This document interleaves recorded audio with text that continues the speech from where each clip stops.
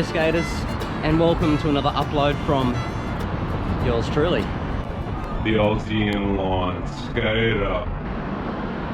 In this week's upload, I'm going to be going over a City Skater's Toolkit. So first and foremost, the number one thing that is absolutely necessary, regardless of your skill level, experience and physique, is making sure that you have enough hydration with you. So what I'm saying is, drink like a madman when you're skating, particularly in the summer months. You're going to be sweating a lot, most likely. You're going to be losing fluids, electrolytes, and dehydration can be fatal if not managed correctly. So make sure you're drinking like a madman and staying away from sugary caffeinated drinks and sticking with water, making sure you're up on your electrolytes.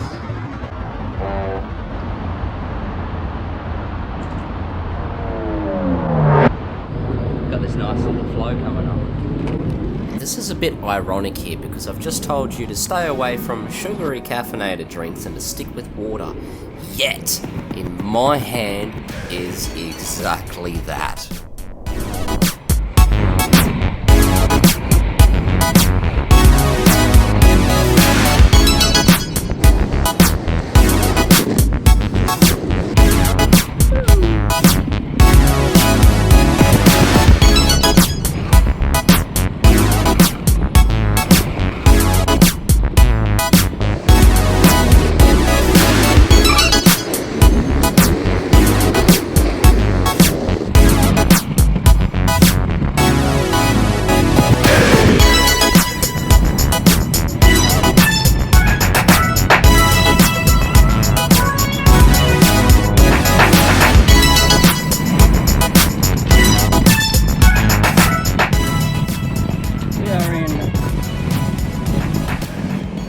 Parklands.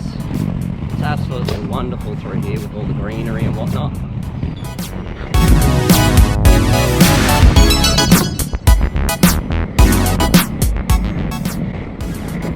Making my way to the charming Spire to rendezvous with the Brekkie crew. So I've already had a run prior to my arrival.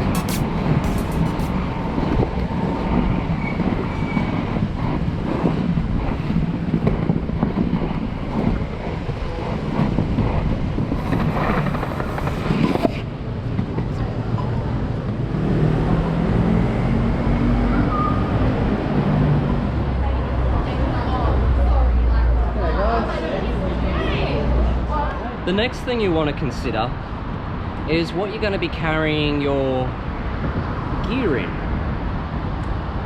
Having stuff in your pockets can be uncomfortable when you're skating. So consider whether you're going to be wearing a bag on your back or going old-fashioned and looking like a dork, wearing a bum bag. For me personally, in the summer months, I prefer wearing a bum bag. It keeps my back cool and it allows my body to vent my sweat a little more efficiently. While you mind your baggage, the urban skater should be able to ascend and descend stairs quite comfortably. Another tool to add to the City Skater's Toolkit.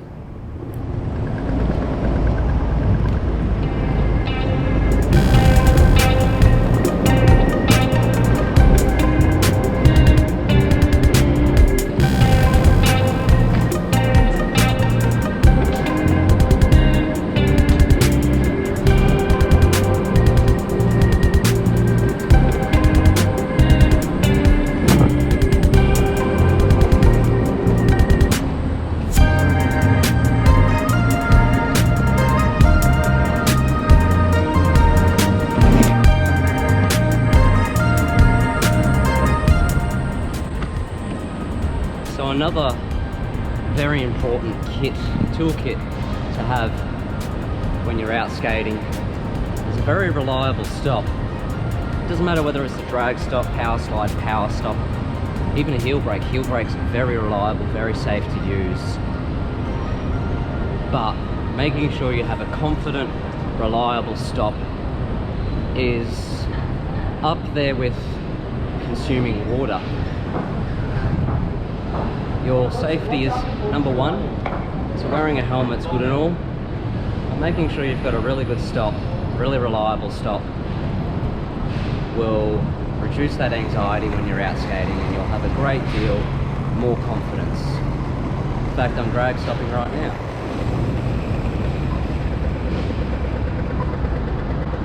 It will pull you up eventually.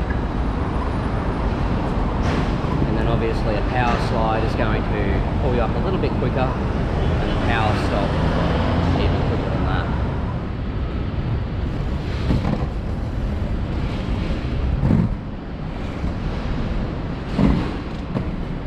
The stepping plow is also another very effective stop when going slights on down on slight slopes. Otherwise you can resort to the drag and then a little power stop.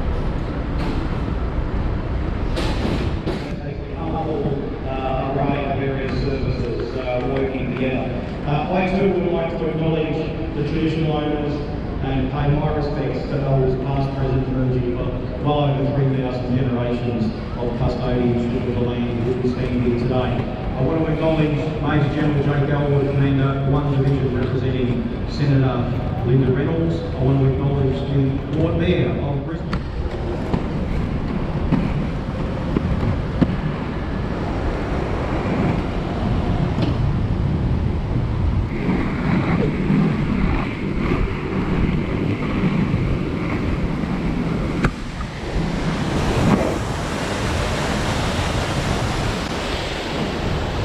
Another important skill to have in your toolkit is being able to skate comfortably down inclines, whether it be hills or slopes. Being able to feel comfortable doing so will also open up your freedom in the urban skating realm. In this particular downhill descent, you'll observe me using a combination of skills that I currently have, from sharp slalom turns, stepping plows, drag stops, power stops in both directions. I always try to turn uphill, because turning downhill will overthrow your rotation and can cause you to fall. So I always turn uphill to use gravity to slow me down. Another thing to consider when navigating descents is blind corners. You never know what or who is going to come out from a corner, so be prepared to stop at junctions and whatnot. You could prevent an injury.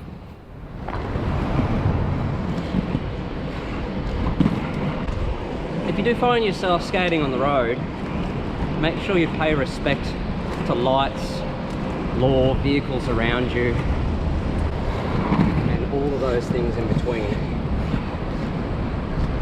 Cars are on the road, give way to them, you don't want to get run over. I think a metal cocoon is going to overrule you. I certainly wouldn't put my body up against a car. So give way to cars, be alert of other pedestrians, cyclists and scooters that are on the trails and footpaths that you are on, as well as be aware of the surface you're skating on. Even just in this little complex I'm skating on here, we've got polished concrete, tile, manhole covers and asphalt. And then going onto the road, we've got a different surface altogether, where we've actually got the petitioned and painted cycleway. I'll also add that it's vitally important on the road to always shoulder check when changing directions. This gives you a heads up of what's coming up behind you, so you're looking ahead, you know what's in front of you. Don't look down at your feet. I know your skates are beautiful. Look up and look behind you. I don't know how many times I've done a shoulder check and avoided a collision from a cyclist or a fellow motorist. Make sure you're doing your shoulder checks. I don't think it matters where you go in the world, you're not always going to have perfectly smooth, flat, level concrete to skate on. And so, having a variable stride rate is also beneficial when you do get into the rough. As Bill Stoppard says, skate the to stay skate fit.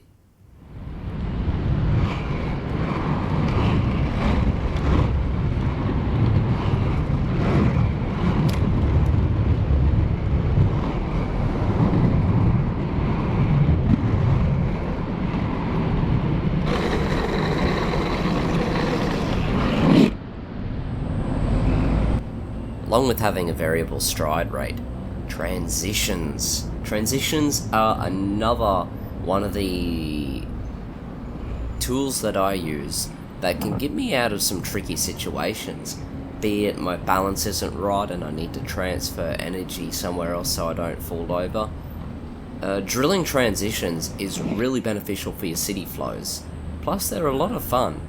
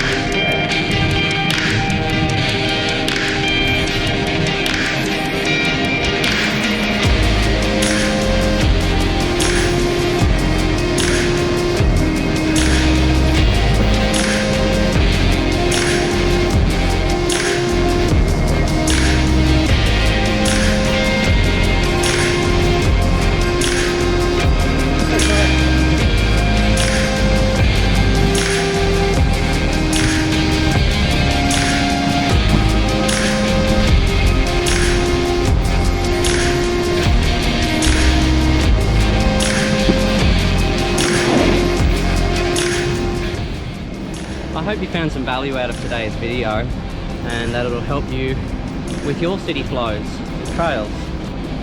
If you haven't already, consider subscribing to the Aussie Inline Skater YouTube channel for more content like this. It really helps the channel out. Don't forget to give this video a massive thumbs up and leave a comment below on what you think is a necessary tool for your city flows. Thanks for joining. I'll see you the next time I roll out.